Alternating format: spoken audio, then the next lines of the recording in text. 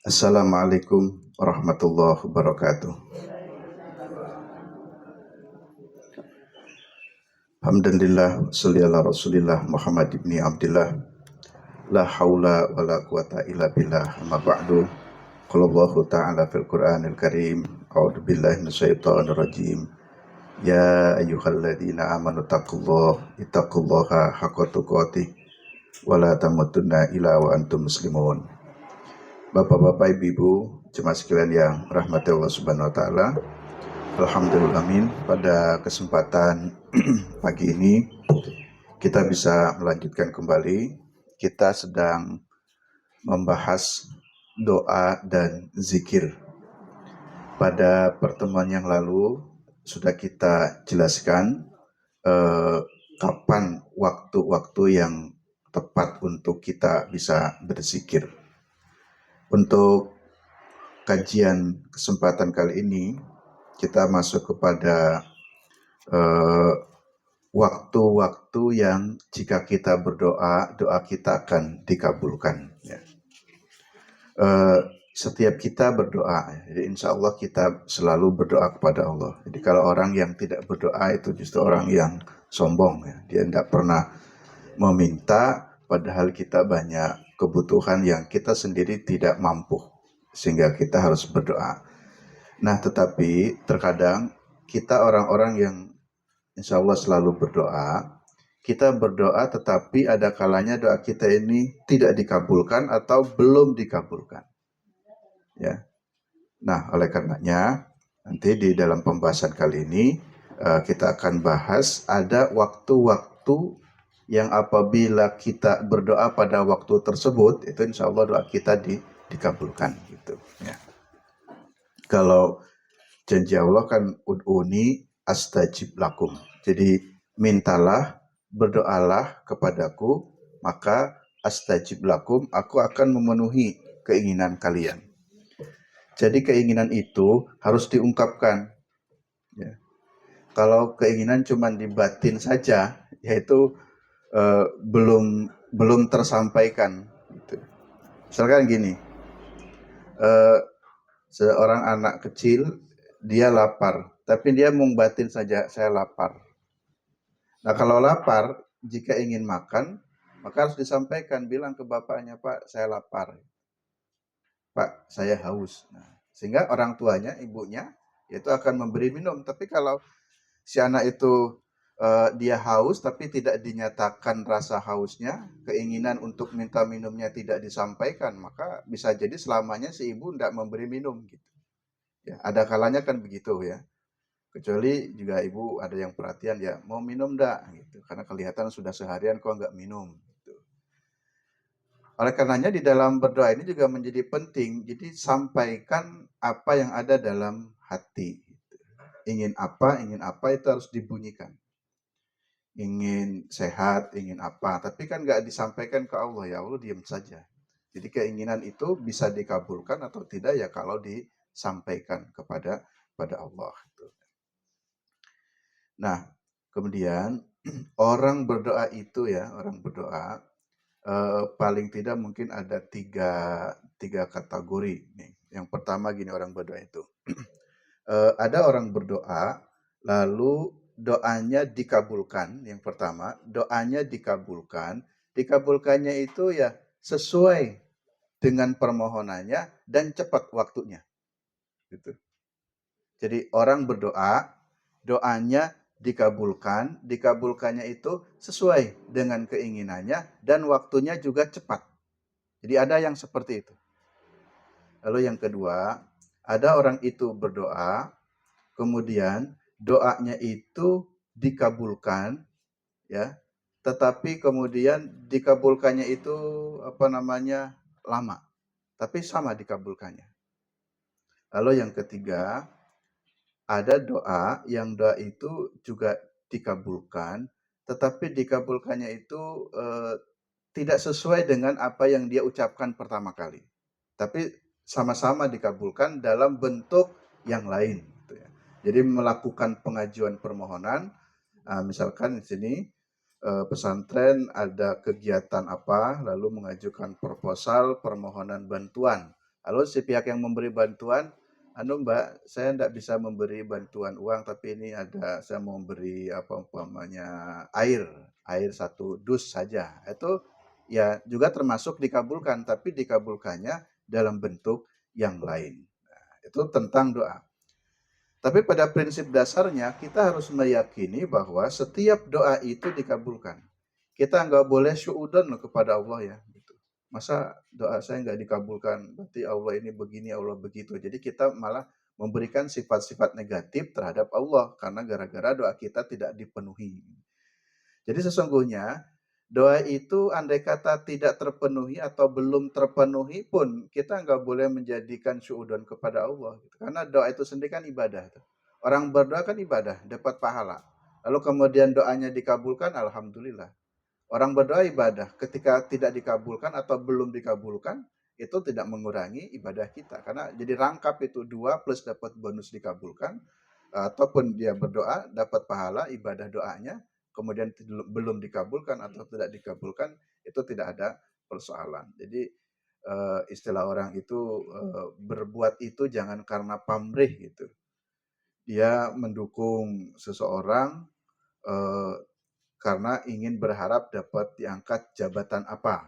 Tapi ketika sudah menang, kok tidak diangkat, nah, lalu kemudian kita menjadi kecewa. Sungguhnya ya mengangkat, mendorong seseorang ya kan bukan karena pamrihnya itu. Jadi kita berdoa pada Allah, ya bukan tujuan utama ingin betul-betul dikabulkannya, tapi kita niat mendekatkan diri kepada Allah, ini sebagai sebuah ketaatan, ini sebagai ibadah, lalu kemudian juga tentu memang di situ ada harapan, alhamdulillah jika harapan kita dikabulkan. Nah, saya ingin merincikan tiga contoh doa itu.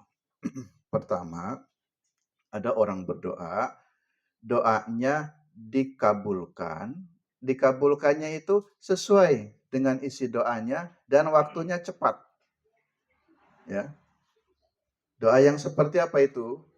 Ini doa misalkan seorang musafir, Bapak Ibu, terus sekalian, sedang di perjalanan, umpamanya kita mau pergi ke Surabaya, Jogja, Surabaya, naik bis umpamanya, naik bus atau naik kereta api.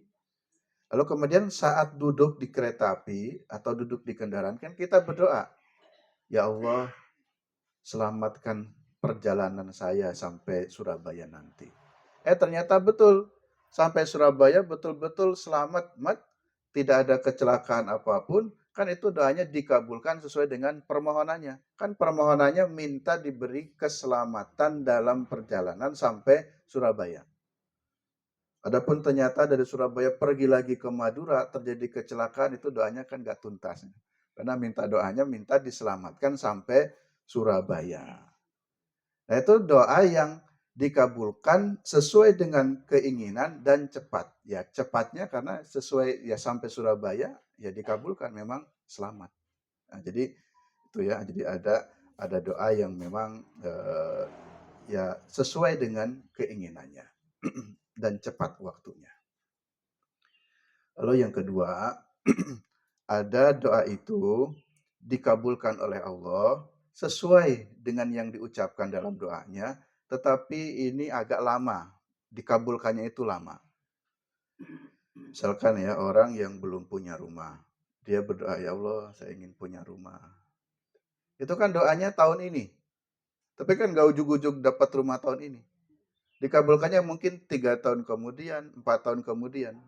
Itu juga dikabulkan, doanya oleh Allah dikabulkan. Dia diberi kemudahan, tetapi nanti dikabulkannya tidak waktu yang cepat. Maka kita ya ini para santri khususnya, biasakan berdoa itu sejak dini. Doa itu bertahap ya, urutan-urutan. Jadi apa namanya, Mbak Bina sedang kuliah. Doanya jangan doa ya Allah mudah-mudahan besok punya anak yang solihah. Nanti bertahap dulu, kan belum nikah. Jadi doanya bertahap dulu, ya Allah besok saatnya saya rumah tangga, berilah jodoh yang baik, yang terbaik, yang solih dan seterusnya. Nah, nanti kemudian juga bertahap lagi berilah anak keturunan itu. Jadi tidak apa-apa ya, jadi bertahap. Atau juga sekaligus juga sebenarnya nggak apa-apa, karena doa itu kan doa jangka panjang tuh. Jangan sampai mohon maaf seorang punya anak, anaknya itu mohon maaf ya nakal, tapi baru berdoa, "Ya Allah jadikan anak saya anak yang soleh." Itu kan, istilahnya doanya baru sekarang setelah melihat anaknya tanda kutip, umpamanya ya "nakal" tanda kutip itu. Itu doanya terlalu terlambat, jadi doa itu harusnya dari sebelumnya. Karena kan doa itu kan nggak langsung ujug-ujug ingin anaknya soleh, hari itu berubah soleh, kan nggak bisa, ya. Jadi tadi ada 2 model. Jadi ada doa itu yang memang Allah kabulkan doanya sesuai dengan permintaannya, tapi jangkanya jangka panjang, gitu. Jadi kalau ingin punya anak keturunan generasi yang soleh dan solihah, maka doanya juga jauh-jauh hari, karena kan siapa tahu, nanti dikabulkannya kan 5 tahun kemudian, berapa tahun kemudian, itu. Yang ketiga, ada model doa itu, doanya dikabulkan oleh Allah, tapi dalam bentuk yang lain, ya. Jadi dalam bentuk yang lain. Kenapa dalam bentuk yang lain? Karena Allah paham kondisi yang sebenarnya. Kondisi yang sebenarnya paham. Mungkin di situ Allah ingin memberikan hikmah. Misalkan seorang anak baru lulus ya sekolah SMA, itu dia berdoa begini, "Ya Allah, saya ingin kuliah di luar negeri," gitu. Kan doanya gitu, "Ya Allah, saya ingin kuliah di luar negeri." Lalu kemudian ikut tes, umpamanya ke Mesir atau ke Madinah. Ternyata tesnya gagal. Tesnya gagal, dia tidak bisa kuliah ke luar negeri, tapi kemudian Allah berikan kesempatannya dia malah kuliahnya cuma di dalam negeri saja. Gitu. Jadi doa dia mintanya kuliahnya di luar negeri tidak dikabulkan oleh Allah, tapi kemudian yang dikabulkan itu dia diterimanya di dalam negeri. Nah, itu artinya Allah mengabulkan dia bisa kuliah tapi dalam pengkabulan dalam bentuk yang lain. Kenapa? Karena Allah paham. Allah paham, oh mungkin kalau kamu keluar kuliahnya ke luar negeri, ekonomi orang tua ya terlalu berat, jadi kasihan untuk nyangoni. Oh mungkin gitu. Jadi nanti Allah akan memberikan hikmahnya. Jadi jangan langsung bersuudzon kepada Allah, kenapa doa saya tidak diterima atau ditolak oleh Allah, tidak bisa kuliahnya ke luar negeri, tapi malah apa namanya, diloloskannya atau diterimanya kuliah hanya di dalam negeri saja, ya. Jadi itulah model-model variasi doa, tetapi kita harus punya keyakinan dengan sepenuh keyakinan bahwa setiap doa kita itu insya Allah akan dikabulkan. Hanya tadi proses pengkabulannya itu yang mungkin agak lama, karena di balik lamanya itu Allah sedang juga memberikan sesuatu yang istimewa, gitu. Ya. Misalkan tuh Nabi Yunus kan ditelan ikan. Beliau juga berdoa minta diselamatkan, tapi kan diselamatkannya nggak langsung hari itu juga. Jadi di situ dalam kisah kan Nabi Yunus ya beberapa saat atau beberapa hari masih berada dalam perut ikan. Tapi kan kemudian dikabulkan, dia bisa lepas dari perut ikan itu. Kemudian Nabi siapa lagi itu? Nabi Ayub ya. Nabi Ayub kan sakit. Sakitnya kan lama, sakitnya bertahun-tahun gitu. Tapi pada endingnya, pada akhirnya ya doa Nabi Ayub memang dikabulkan.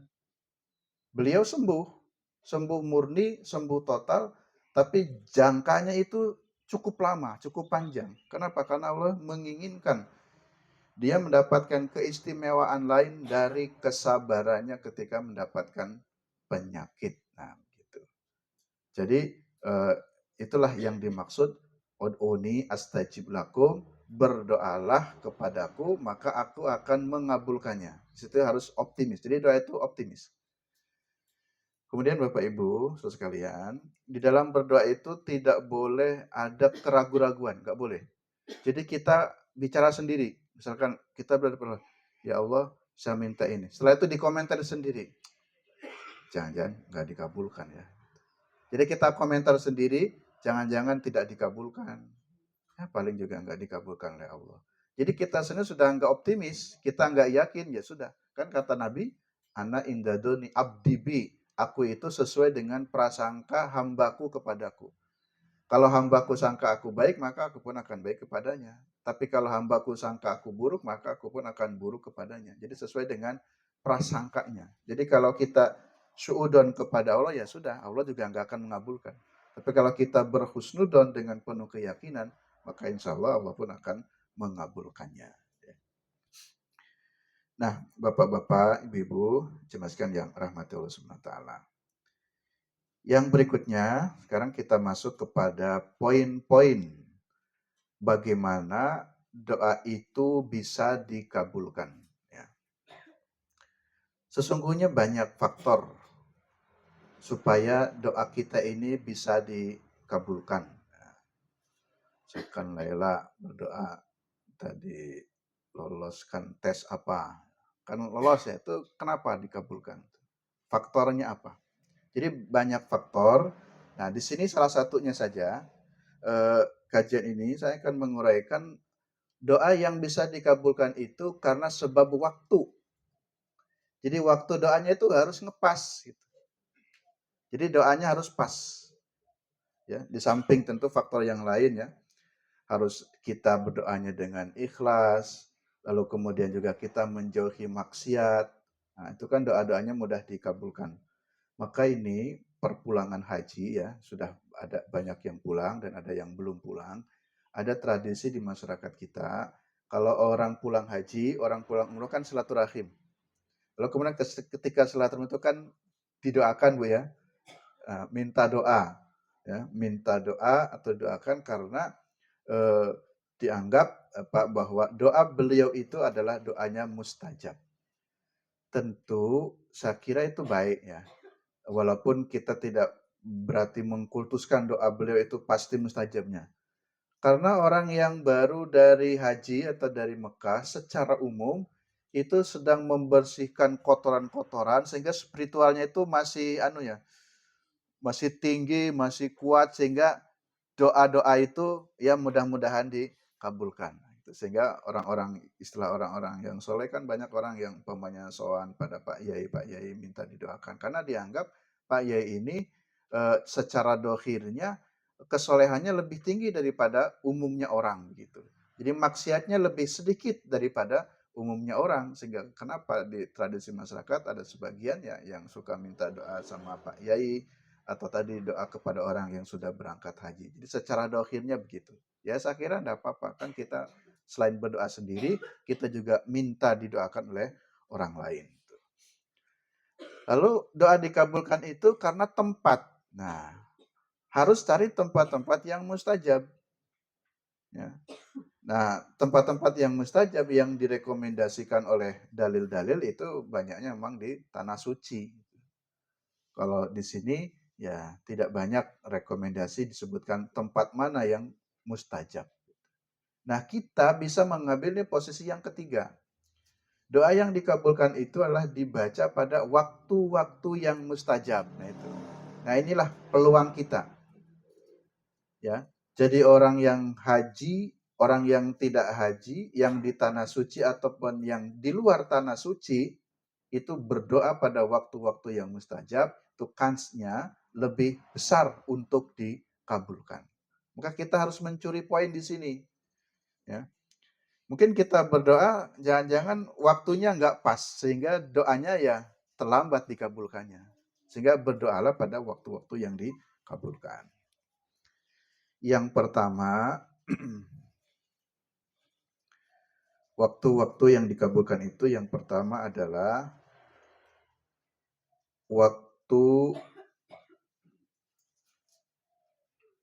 sepertiga malam atau waktu sahur. Jadi waktu yang dikabulkan itu adalah waktu sahur. Dalam surat Az-Zariyat ayat 17, wabil ashari hum yastaghfirun. Wabil ashar, pada waktu sahur. Pada waktu sahur, kalau orang sahur, umpamanya 1 jam sebelum subuh. Kalau sekarang subuhnya jam berapa? 4.37, nah berarti kira-kira ya setengah 4 atau di atasnya lagi itu lebih baik. Jam 3 umpamanya, atau 2 jam sebelum subuh. Nah maka bedakan, bandingkan umpamanya orang berdoa orang berdoa jam 10 pagi dengan orang yang berdoa jam 3 pagi gitu. Kira-kira ya yang lebih mudah untuk dikabulkannya yang mana? Ya, yang jam 3 pagi. Kenapa? Karena ada dalil yang menyebutkan itu, begitu maksudnya. Tapi bukan berarti nggak boleh berdoa jam 10, jam 11. Berdoanya kapanpun, tetapi supaya doa kita tuh lebih cepat dikabulkan, ya, maka berdoalah pada waktu-waktu yang memang ada rekomendasi dari Quran dan hadis pada waktu itu Allah dikabulkan. Wabil ashari hum yastagfirun. Jadi pada waktu malam, maksudnya pada waktu sahur, hum yastagfirun, mereka memohon ampun. Jadi memohon ampun itu yang baik itu adalah di waktu sahur. Kemudian yang kedua dasarnya dari hadis. Ini tentang masih yang pertama waktu sahur. Dalam hadis riwayat Imam Bukhari, Tirmidzi dan Ahmad disebutkan, yanzilu rabbuna tabaraka wa ta'ala kulla lailatin. Jadi Allah, Tuhan kita, tabaraka wa ta'ala, itu beliau Allah itu selalu turun, ya. Selalu turun, kulla lailatin, setiap malam itu selalu turun untuk ya menemui hambanya atau mendekat kepada hambanya. Turun sampai ilas sama dunia, sampai ke langit dunia. Langit dunia kan langit yang terendah dari kita ya, terpendek. Kan kesannya terus yang kita sebut Sidratul Muntaha. Yang kemudian Allah di atas aras yang kita nggak tahu di mana letak arasnya. Tapi disebutkan dalam hadis Sahih Bukhari, Tirmidzi dan yang lainnya bahwa Allah itu selalu turun setiap malam. Kulla lailatin. Setiap malam ilas sama dunia ke langit dunia. Kapan turunnya Allah? Turunnya Allah itu adalah hina yabqa sulusul lail. Ketika sisa dari sepertiga malam. Nah, sepertiga malam. Nah, mungkin ya, bagaimana kita cara mempetakan sepertiga malam? Jadi kalau malam itu disebut malam itu setelah ghurubus syamsi, terbenam matahari, katakan jam maghrib, jam 6 umpamanya ya. Jam 6, 7, 8, 9, 10, 11, 12, 1, 2, 3, 4. Misalkan subuh jam 4, 10 jam, berarti malam itu ada 10 jam umpamanya. Sekarang 10 bagi 3. Berarti 3 ya, sekitar 3,5 tuh. Berarti kalau mundur dari belakang sepertiga malam yang akhir berarti dari tadi jam 4, jam 3, jam 2, jam 1 itu. Dari jam 1, jam 2 atau jam 3 menjelang sampai subuh, nah itu termasuk kategori sulusul lail, sepertiga malam yang akhir. Nah, disitulah waktu yang mustajab. Nah, disitulah momentumnya.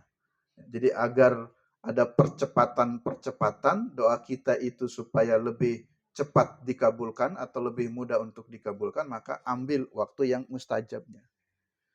Kemudian di situ juga dikatakan, karena ini hadis kursi, fayaqulu, lalu kemudian ya Allah berfirman, may yad'uni fa'astajibu lahu. Jadi kata Allah, siapa yang berdoa kepadaku di sepertiga malam itu, maka fa'astajibu lahu, aku akan mengabulkannya. Wa may yas'aluni fa'utihi, siapa yang meminta kepadaku, aku akan penuhi. Kan hebat sekali tuh, diberi keistimewaan. Siapa yang bangun sepertiga malam, kalau berdoa, doanya akan aku kabulkan. Kalau meminta permintanya pun akan aku cukupkan atau dipenuhi. Dan wa may yastaghfiruni, siapa yang meminta ampun kepadaku di sepertiga malam itu, fa'aghfiru lahu, maka aku akan mengampuninya.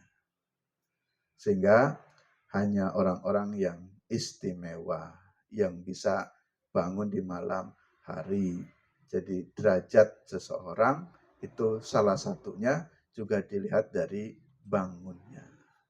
Kalau bangunnya itu semakin siang, mohon maaf itu menunjukkan, mohon maaf ya, secara dohirnya derajatnya yaitu semakin rendah, semakin turun. Tiap hari bangunnya kok jam 5. Ada orang yang bangunnya jam 4, ada orang yang bangun jam 3. Kita itu rendah. Apalagi setiap bangun jam setengah 6, jam 6. Bahkan mungkin ya, di masyarakat pada umumnya ada orang bangun itu ya jam 7. Itu anaknya. Ya, kadang bapak ibunya nggak peduli. Jadi semakin, mohon maaf ya, semakin bangunnya itu siang, itu mohon maaf itu semakin derajat seseorang itu sungguhnya menunjukkan yaitu semakin rendah ya, karena orang-orang yang baik semakin baik itu orang yang bangunnya semakin pagi gitu.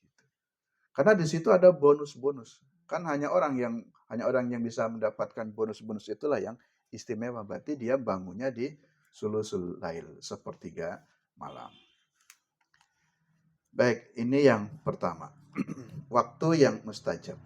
Yang kedua,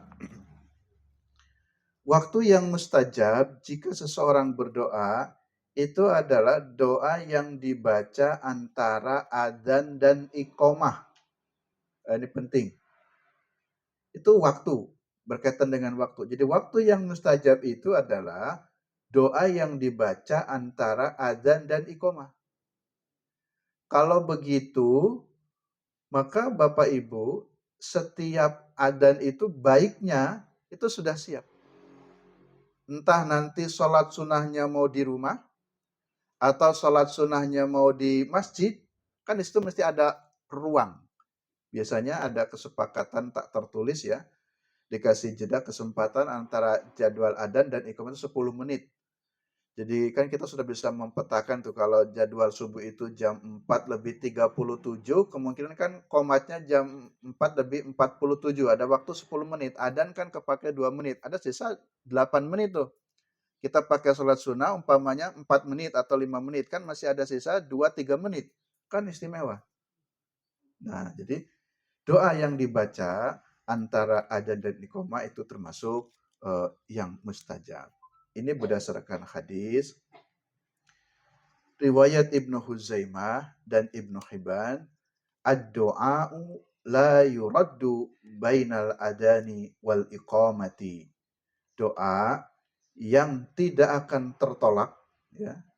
Itu adalah doa yang dibaca bainal adani wal iqamati, doa yang dibaca antara adzan dan iqamah. Nanti kalau masuk dalam keutamaan sholat itu kan keutamaan semakin bagus. Ada yang sebelum adzan sudah punya wudu, sudah siap. Ada yang wudunya baru adzan, ada wudunya yang baru iqamah dan seterusnya. Jadi semakin baik itu yang semakin tinggi ya derajatnya. Karena dia masih punya kesempatan untuk berdoa di antara adzan dan iqamah itu. Oleh karenanya kata Nabi, fad'u, berdoalah kalian. Jadi berdoalah kalian antara adzan dan iqamah tersebut.